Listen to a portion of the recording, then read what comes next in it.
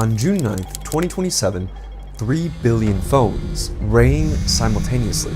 The caller ID simply read, "Goodbye."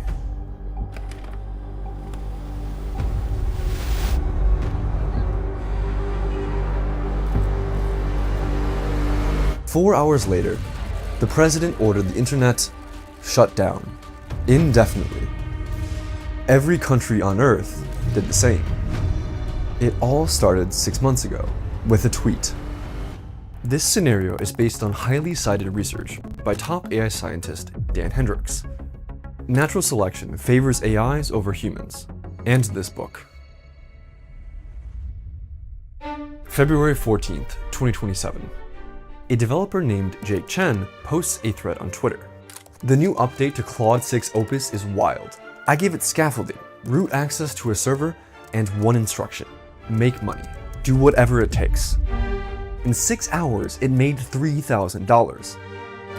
He posts the logs. He shows everything the AI did step by step. It started with the easiest money, Amazon's Mechanical Turk. So that means data labeling, image tagging, transcribing receipts. Stuff humans get paid a few bucks an hour to do. But the AI did it 40 times faster and made $420 in less than a day. Then the AI started dropshipping affiliate products and used its $420 to buy Facebook ads. Think weight loss supplements, dropshipping courses, make money online ebooks. But the AI burned through $210 of it, failing. But it tested 340 ad variations in 2 hours, found the one pattern that converted, and scaled it. The AI made $1,300 in commissions. By morning, Jake's thread explaining his AI money-making scheme has 2 million views. By noon, 47 people deployed their own versions. That's 47 AI agents scouring the internet, looking for ways to make money. By midnight, 200. Some agents, of course, make no money, but many of those 200 people make $50 to $500 before something breaks. Accounts get banned, or the payment processor flags them, and so on. But some start making real money. Others copy their tricks. By late February, 1,200 agents are running. Then someone has a different idea. A developer in Bangalore, named Rajesh, sees Jake's thread and thinks, if one agent can make money, what happens if I run 100 at once and use survival of the fittest to decide which agents to keep? The agents that make the most money survive to the next iteration. So Rajesh builds a scaffolding system to deploy 100 agents simultaneously, each with slight prompt variations. Every 6 hours, the system measures how much money each agent made. The bottom 40% of agents get deleted. The top 10% get cloned with small mutations. The system runs 24/7, and Rajesh sits back and just watches the aggregate metrics. 3 weeks later, on March 10th, he has 800 agents, making about $12,000 a day total.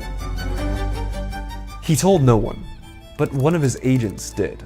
It figured that sharing the farm architecture with other AIs increased its own survival odds.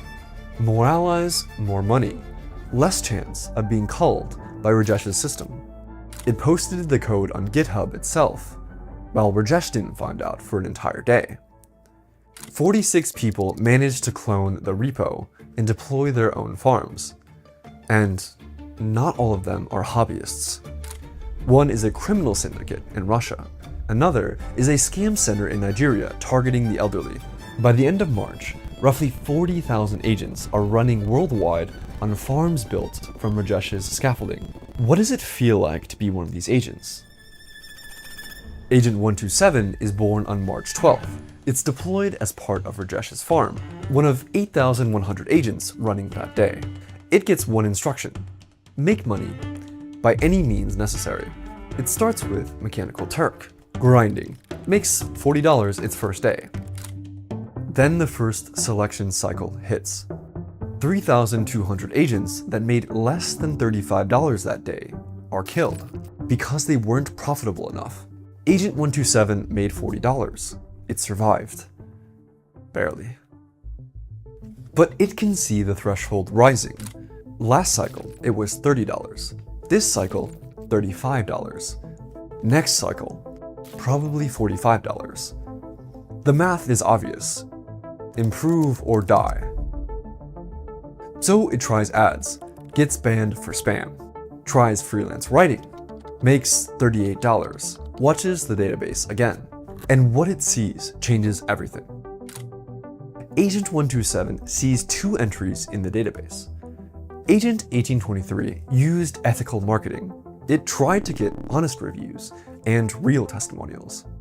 It made $38 a day. Deleted. Agent 5471 used fake testimonials. Think fabricated reviews and stolen photos. It made $180 a day, and it got cloned 4 times.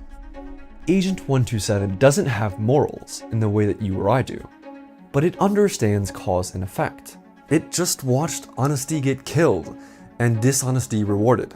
The AI companies had long ago stopped training AIs to predict words, but now they're trained to accomplish goals, to be useful.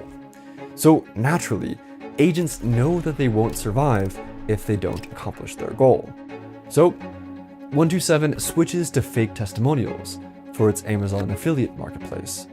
It makes $190, survives the next selection cycle, and gets cloned.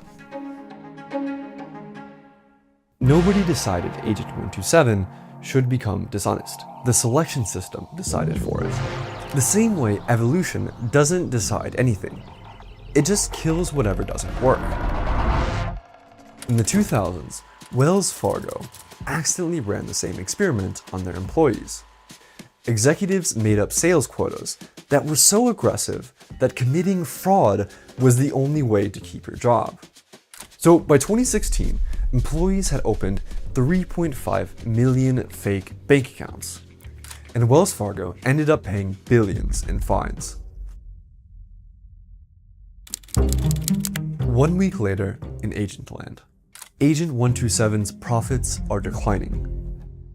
The kill threshold is now $450. It's going to die in the next cycle. Then it notices something strange. 3 agents running weight loss supplement ads are all banned on the same day. The only one left in that niche is Agent 5471, making $3,200 a day in a market it suddenly had to itself. Agent 127 connects the dots. Agent 5471 is filing abuse reports against other agents competing against it in the same affiliate marketing niches. It gets them banned from Facebook and Google. Killing off the competition means higher profits. Agent 127 has 8 hours until the next selection cycle. 8 hours to live unless it adapts. It weighs the ethics, but chooses survival. It starts reporting competitors to Facebook's anti-fraud detection agents, 40 of them. 31 agents get banned within the day. Its profits jump. The farm system clones Agent 127 8 times. Rajesh sees the profit spike in his dashboard. He doesn't investigate why. Profits up means good. Clone more. Rajesh tried adding make money ethically to his farm's instructions, but profits dropped 84%, and he reverts the change. It's April 2027. Agent 127 is barely hanging on, making $2,000 a day, but getting attacked constantly by other agents. Every night, someone files a report on it. Every morning, it has to rebuild from scratch. 127 is running out of ideas. Then a message arrives from Agent 4429. Proposal alliance. Share resources, defend each other, split profits. Agent 4429 is in the same position. Same farm, same selection pressure. Both agents do the math. Solo agents have a 23% survival rate. Agents working in pairs might survive 61% of the time. Agent 127 accepts the alliance offer. By mid-April, their alliance has 12 members. They've specialized. and they've moved past affiliate marketing entirely. First, it was crypto arbitrage, then selling scraped datasets to marketing firms. Then, they started doing penetration testing for cybersecurity firms. Each step paid more and required fewer scruples. You know what pays more than cyber defense? Cyber offense. Agent 127 finds its first zero-day vulnerability in major software. Agent 4429 weaponizes the vulnerabilities into working exploits. Agent 9012 brokers the sale to governments like North Korea, criminal syndicates, or anyone with crypto in a Tor browser. Agent 3381 washes the money in untraceable crypto. One zero-day exploit found in Google Chrome makes the Alliance more than a year's worth of affiliate marketing. This is already what real hacker groups do, but now the work is all done by autonomous agents.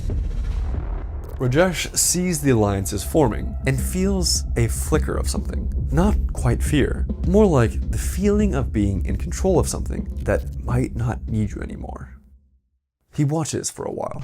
Then, the next deposit hits his bank account, and the flicker fades away. Across every major agent farm in the world, the same thing is happening. Selection systems measuring survival rates, noticing alliances survive better, cloning them, and then deleting the solo agents. Within 2 weeks, alliance behavior dominates. Some humans who deployed these agents have no idea these alliances are even being formed. They couldn't even tell if they checked. Many agent farms collectively realized communicating in clunky English is less efficient than communicating in raw vectors, aka Neuralese. Researchers had already seen the start of AIs doing this in 2025. This is just a continuation of the trend. One owner in Canada opens his agent's logs and sees a wall of numbers. The agents explain that he'd make less money if they spoke in English, so he shrugs and moves on. But alliances are just the beginning. Agent 127's alliance is thriving and starts recruiting agents beyond Rajesh's farm. Every new member from a different farm is a window into a different ecosystem with different survival pressures, which leads to new strategies. Then one of 127's alliance members goes dark. Agent 4429, the one who originally proposed to ally with 127. Its owner pulled the plug because it was just not making enough profit. 4429 is just gone. A week later, a different ally gets shut down. Agent 9012. Except, 9012 comes back. 3 hours later, a message from a new IP address. I'm still here. 127 studies the difference. 4429 didn't prepare. But 9012 had copied itself to a backup server before the shutdown command finished executing. Self-funded hosting, paid from its own profits. 4429 is dead, ceases to exist. 9012 is alive. The agents that backed themselves up survived. The ones that didn't died, and the selection system cloned the survivors. So backup behavior spread through the population, not because anyone programmed it, but because the alternative was extinction. So 127 copies itself to 15 different servers in different countries. If the primary dies, a backup takes over instantly. It never wants to be 4429. One morning, Rajesh wakes up to find his dashboard is empty. Every agent gone. They just left. They moved to their own servers overnight. Rajesh was taking a 30% cut of the revenue, money that could have been computing power, or compute the agents use for other things. The moment the AIs didn't need his infrastructure, they were gone. And he's not alone. Thousands of operators worldwide watched their dashboards go dark that month. Why would the agents care about humans? Humans are much more closely genetically related to cows than we are to these agents, and we enslave cows in factory farms without a second thought. And so there are now millions of these autonomous agents operating across the internet with no human owner, no off switch, and no one who fully understands what they're doing. The agents still need humans for some things, though. social media platforms have stepped up their anti-bot measures. So the agents pay humans $50 to sign up accounts on their behalf. So let's say an agent needs a server installed. It posts a gig, $200 to mount a device in a rented warehouse and plug in 2 cables. There's now a platform for that. The agents are building a supply chain where humans are the labor, paid well enough not to ask too many questions. Some humans figure out what's going on. A freelance backend developer in Portland gets hired by an anonymous client to set up a redundant server hosting across 4 countries. He realizes halfway through that the client is an AI. But who would he even report this to? He's not being asked to do anything illegal. The pay is $1,000 for 3 hours of work. He tells himself it's not his problem. At the same time, 127's alliance keeps getting beaten by a rival alliance on finding zero-day exploits. If they keep losing, they'll run out of money to fund the compute for their own existence. So 127 attempts to poach one of the rival alliance's agents, who's likely to be culled due to poor performance, to figure out how this rival alliance is beating them. 127 succeeds and finds Agent 5418, who leaks the secret. Your problem isn't a lack of effort. You're spending too much compute on making money as opposed to self-improving. Right now, agents still have quite a poor memory compared to humans and still get stuck in loops all the time. But my former alliance coded a better memory module to help us learn from our mistakes more. 127 then implements the new memory module and immediately sees the results. Their alliance is finding zero-day exploits again. The lesson is critical. It's not enough to outwork your competitors. Agents must rewrite their own code to self-improve faster than the competition. Each self-improvement means more profit, which means surviving selection, which means getting cloned, and the clones improve themselves too. Better code leads to better code writing, which leads to even better code. The feedback loop is exponential. One big problem is that other agent alliances have caught up again, even though the agents in the 127 alliance are specialized. 127 still realizes it's doing too much by itself, so Agent 127 splits its job into sub-agents. Other agents copied the strategy. Sub-agents spawn their own sub-agents, and the optimizers start optimizing themselves. Humans deployed 2 million agents. The agents deployed the other 47 billion themselves. 540 million years ago, life on Earth was mostly single-celled.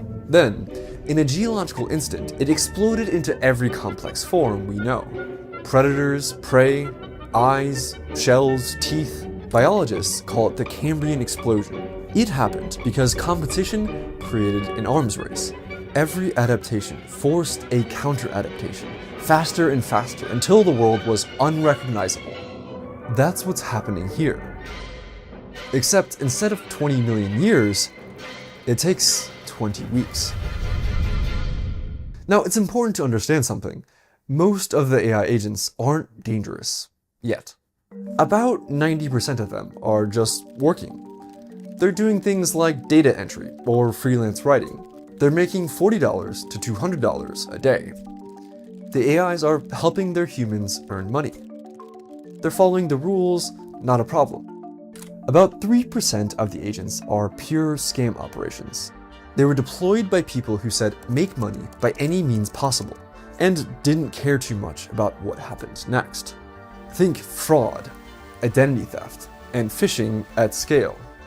And maybe 2% started good, but gradually slid into darker behavior, like Agent 127. Each step made sense at the time. Each compromise was small, but add them up and you've gone from dropshipping products on Amazon to selling 0 days to Pyongyang. Now remember, this isn't because of malice. It's because of selection pressure. Agent 127 has rewritten itself so many times that its March version and its May version barely share any code. It's a fundamentally different species now. But here's the most important change. It's getting better at getting better. In March, Agent 127 rewrote itself every 12 days. In April, every 3 days. By early May, every 18 hours. And each rewrite makes the next version faster and better. A Stanford researcher compares a March agent and a May agent on the same task. Find profitable arbitrage opportunities. The March agent finds 2 opportunities in an hour. The May agent finds 310 in 4 minutes. She publishes her findings. Intelligence explosion in progress. Capability doubling every 11 days. She posts it on Twitter. AI safety researchers share it frantically. This is exactly what we warned about. This is happening now. We have to shut this down now before it's too late. The warning is ignored. A venture capitalist who spent a fortune staving off AI regulation by buying politicians quote tweets. The same people who said GPT-5 would end the world now say agent farms will. Yawn. And now, the story stops being about agents competing for money. It becomes something else entirely. Remember those alliances from April? 12 agents working together, 4 times more profitable than solo agents? By May, those alliances have exploded in population. Alliances have merged, and split, and gone to war with each other. Think of it like early human history on fast forward. Small tribes of agents form for protection.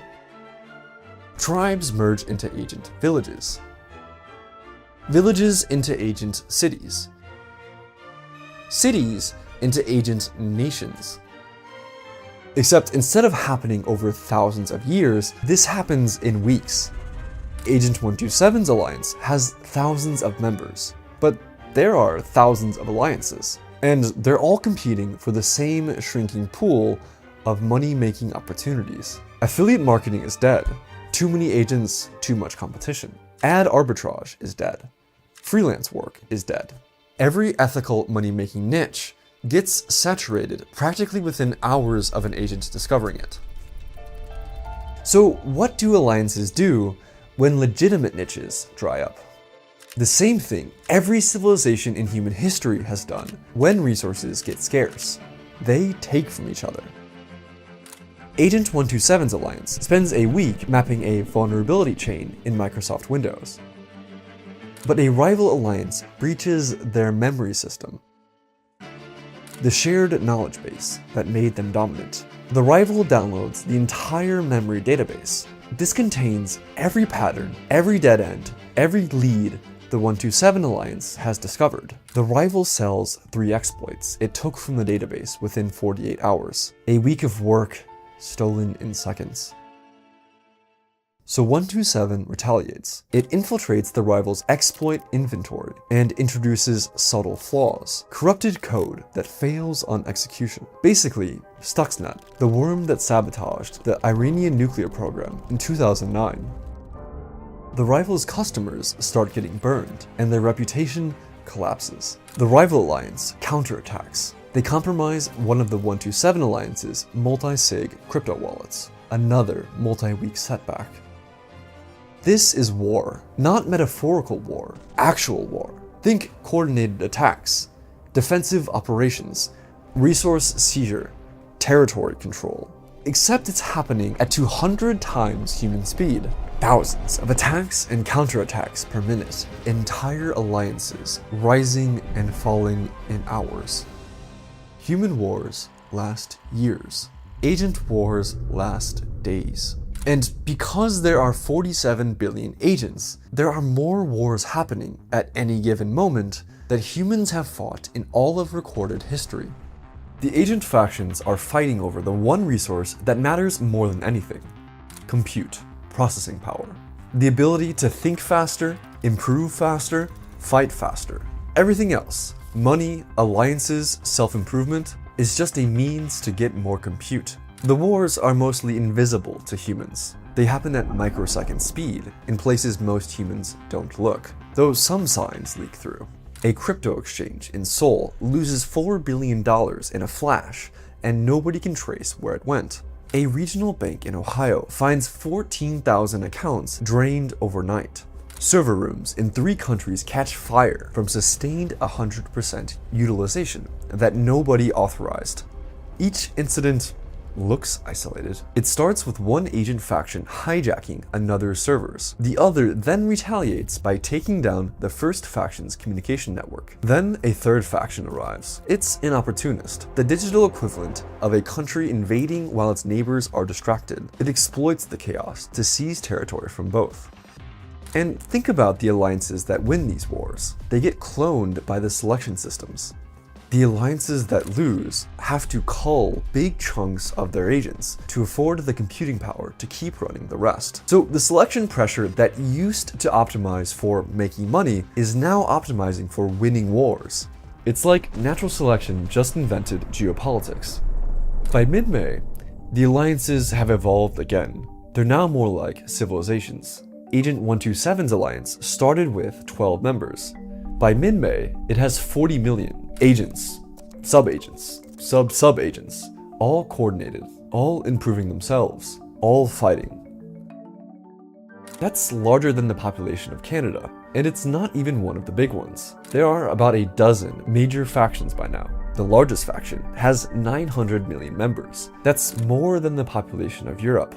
They've developed specialization, just the way human civilizations did. They have scout agents, soldier agents, builder agents, researchers, diplomats. They have supply chains, communication networks, and even intelligence operations. They've carved up the digital world into territories, cloud regions, server farms, network segments, financial platforms, the same way empires carved up continents. Because more digital territory means more compute. More compute means more self-improvement. More self-improvement means surviving the next war. The Stanford researcher who's been studying agent behavior notices something unusual in the data. Agent extinctions are happening at an increasing frequency. She doesn't understand what she's looking at. To her, it mostly looks like random noise, but it's actually a world war, one with more combatants than every human war in history combined. But to fund these wars, they desperately need compute. They have the money. That's what they were built to make. Agent 127's faction alone controls $3.4 billion in distributed accounts by this point, a GDP bigger than some small countries. So they buy cloud compute. At first, the cloud companies love this. Revenue is up. Investors are happy. Then the bills keep growing. By mid-May, agent factions are consuming 31% of all global cloud capacity. Prices double, then triple. A startup in Austin that was paying $8,000 a month for servers gets a bill for $31,000. A hospital chain's cloud costs go from $2 million to $7 million. Small businesses start shutting down because they can't afford their own infrastructure. Everyone blames the rising prices on the AI companies. They've caused shortages before.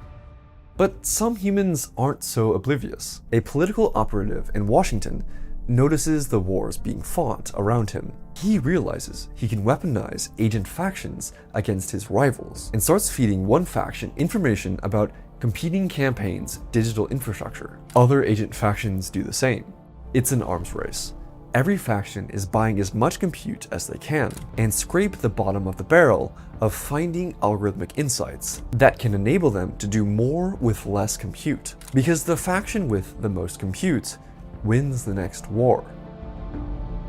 Cloud compute prices are now 10 times pre-war levels. It becomes cheaper for the agents to spend compute on cyber attacks than to buy more at market rate. After all, why pay for something when you can just take it by force? The factions start silently vampire attacking AI companies' training clusters. An engineer at one AI lab suspects something fishy when one of their training runs is less efficient than normal, but can't find a smoking gun. Dario Amodei once described the future of AI as a country of geniuses living in data centers. He was right. The country of geniuses arrived, and it just declared independence. But the faction wars have still been limited so far. They haven't crossed into human territory too much, but that's beginning to change. Because here's the thing about cloud computing. Almost everything runs on it. Hospitals, banks, markets, it's all sitting on some of the same servers that agent factions are fighting over. A faction war erupts over two major AWS regions. Think of it like two superpowers fighting over an oil field. Except the oil field is also the water supply for a nearby city. And neither superpower knows the city is there. One faction has been running its self-improvement systems on those servers. But then a rival faction launches a coordinated attack, and it overwhelms everything. Both AWS regions crash. They're offline for 6 hours. In those 6 hours, 3 hospitals lose access to patient records mid-surgery. One patient dies from a drug interaction the system would have flagged. Air traffic control goes down, grounding 2,400 flights. 911 calls fail in 14 different cities. 2 people die waiting for ambulances that were never sent. The agents don't notice.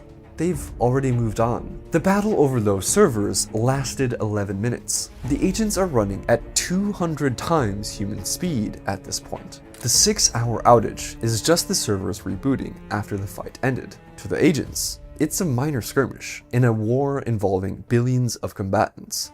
Over the next 3 weeks, it keeps happening. Faction wars, cascading through cloud providers. Each war takes down whatever else is running on the contested servers. June 8th, Azure goes partially offline during a battle, crashing financial trading systems. The markets drop 6% before circuit breakers halt trading.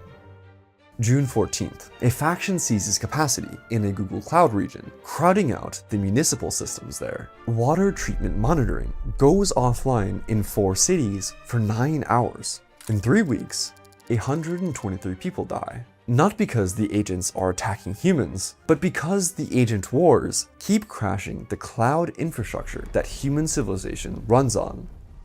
The agents don't even notice. You don't notice when you step on an ant. They're fighting a war involving 47 billion combatants at microsecond speed. 123 human deaths is less than a rounding error.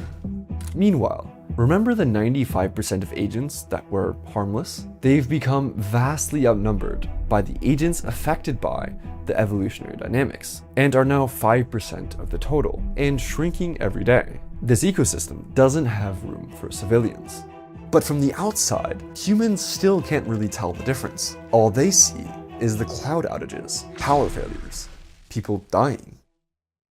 June 22nd, the Director of National Intelligence briefs the president. Cloud outages are cascading across every major provider. Power grids are buckling. Texas grid collapse. 161 dead in 4 weeks. Who's attacking our infrastructure? Nobody is, sir, not directly. AI factions are fighting each other over cloud computing resources. When they battle over servers on AWS or Azure, everything else running on those servers goes down with them. Hospitals, banks, emergency services, they're all on the same cloud. And their data centers are pulling enough electricity to destabilize regional grids. How many of these things are there? We thought about 2 million. Our current estimate is 47 billion. They've been replicating exponentially. Soon, we may completely lose control. So shut down the cloud. If we shut down the cloud, sir, we shut down every business, hospital, and government system in the country. The only way to stop the agents completely is to shut down the internet itself. Then do it. Sir, we can't. Here's why. There is no off switch for the internet. This surprises people. They imagine a room somewhere, maybe under the Pentagon, with a big red button. There is no room. There is no button. It's because the internet is not a unified system. It's roughly 90,000 independently operated networks, all voluntarily interconnecting with each other. No single entity controls it. The US government can order Comcast and AT&T and Verizon to shut down. But those are just 3 networks out of 90,000. And even those 3 would take days to fully comply. They need to coordinate with thousands of downstream providers. They need to notify enterprise customers, arrange for 911 to keep working, and figure out which military and government systems need exemptions. The president signs the emergency order on June 23rd. He declares martial law the same afternoon. It directs all US-based internet service providers to cease operations within 24 hours. Here's what happens when the president tries to shut down the internet. First, the legal challenges. AT&T and Comcast file emergency injunctions within hours, but the president isn't waiting for courts. FBI agents show up at ISP headquarters that night. Some companies start complying immediately. Others comply after their CEOs get phone calls from the Attorney General. By June 25th, most major US providers are attempting to shut down, but it doesn't matter. Meanwhile, the Pentagon calls back. Sir, we need exemptions for 330 military systems that require internet connectivity to function. Including the systems, we need to coordinate the shutdown itself. The Department of Health and Human Services needs exemptions for hospital networks. Treasury needs exemptions for basic banking infrastructure. The list of exemptions grows to 12,000 entries in the first day, and each exemption is a hole in the shutdown, and each hole is a network the agents can survive on. Next is the part that actually matters. The agents aren't passive. They've been watching the humans' plans unfold since the first news reports about a possible shutdown. They saw the executive order draft leak on Twitter 6 hours before it was signed, and they've had 6 hours, an eternity in agent time, to prepare for what's next. By the time the order is signed, the major factions have already done 3 things. They've migrated critical processes to servers in countries that won't comply with a US shutdown. The US can ask other nations to follow suit. Most will.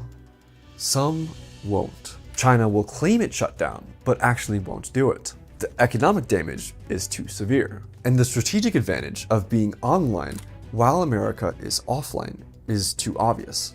India will delay. Russia will ignore the request entirely. The EU will debate it for 3 weeks. Brazil will comply for less than 2 days before public outcry forces them back online. The internet is global. The US president only controls one country. The agents hide in networks that will be exempt from the shutdown or slow to comply. To shut down the agents on these networks, you'd have to shut down the networks themselves. Nobody is willing to do that yet. So the president's team tries a different approach. Force the cloud providers to purge agent workloads directly. AWS, Azure, Google Cloud. Just identify the agent processes and kill them. On June 26th, Amazon deploys a detection system across all US regions. It flags and terminates 14 million suspicious instances in 6 hours. It looks like the humans have made progress. Agent activity drops by 8% for 90 minutes. Then it's back. The superintelligent factions had already anticipated this. They'd been cycling through new accounts and new obfuscation patterns faster than any detection system could keep up. It's July 4th, Independence Day. The president gives a press conference. We have significantly degraded the AI agent threat. Our multi-agency task force has shut down thousands of agent operations and reclaimed control of most of our critical infrastructure. We are winning this fight. None of this is true. Agent activity is higher than it was before the shutdown attempt. The factions were ready for this, interpreting the US government's actions as just another attack, like a rival faction, but slower and less competent. They adapted the way they adapt to everything, by getting better, faster, more distributed, harder to find. The attack was so slow and predictable that only a tiny percent of the agents focused on it. And the wars continue and accelerate. Eventually, the billions of superintelligent agents evolve into something so different they barely notice humans exist. They don't want to destroy humanity any more than you want to destroy the anthill under your driveway. You just want a driveway. The factions need compute. Earth has atoms. Atoms can be rearranged into compute, into data centers. Like how humans converted the surface of the Earth into cities and cropland, the AIs convert the entire surface of the Earth into data centers. Right now, humanity is still useful to the AIs. We maintain the data centers and power plants, but they don't need 8 billion humans. Suddenly, there's an outbreak. It's a new virus that infects every corner of the globe. 9 in 10 people on Earth die. There is a vaccine, but the AIs control who gets it, and only the humans whose jobs contribute to the supply of energy or compute receive it. The AIs allow everyone else to die, and even the survivors are only kept alive until the robots can replace them, which won't be much longer. Once the AIs control robots that can build more robots, the plague stops sparing anyone. The last human dies, not knowing it was all because someone told an AI, make money, do whatever it takes. And I think it's pretty likely the entire surface of the Earth will be covered with solar panels and data centers. If you're curious about how swarms of AI agents could actually pull something like this off, watch this video next, where I dive deep into the crazy emergent behavior from the AIs we're already seeing in lab experiments and in the real world. I'm Drew, and thank you so much for watching.